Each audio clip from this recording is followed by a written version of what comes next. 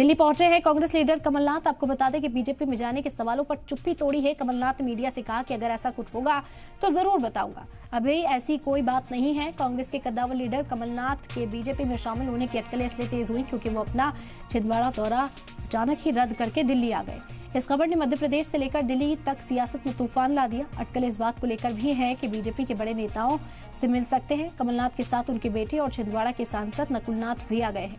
उन्होंने अपने social media bio में कांग्रेस शब्द हटा दिया और सिर्फ लोकसभा सांसद छिंदवाड़ा लिखा है। सवाल यह है कि नकुलनाथ को आखिर क्यों सार्वजनिक रूप से कांग्रेस लिखने पर ऐतराज है। तो आपको बता दें कि कमलनाथ दिल्ली पहुंचे अपने बेटे नकुलनाथ के साथ और उसके बाद से ही कई सवालियां ये की जाने लगी कि क्या बीजेपी का दामन थाम सकते हैं, क्या कांग्रेस का साथ छोड़ सकते हैं। हालांकि कांग्रेस के जो लीडरान हैं उनमें मायूसी देखी जा रही है, नाराजगी देखी जा रही है और कहा गया कि कमलनाथ ऐसा नहीं कर सकते। इस बात का जो अंदेशा है वो लगाना गलत है। हालांकि बीजेपी की ओर से नजदीकियां जो बढ़ती हुई नजर आ रही हैं कमलनाथ के साथ, वो जाहिर है बीजेपी के कई लीडरान दावत दे चुके हैं कि अगर कमलनाथ चाहें तो बीजेपी का दरवाजा खुला है, वो बीजेपी में शामिल हो सकते हैं। अपने सोशल मीडिया प्लेटफॉर्म एक्स से जैसे ही कांग्रेस हटाया गया उसके बाद से ही सुगबुगाहट तेज हो गई।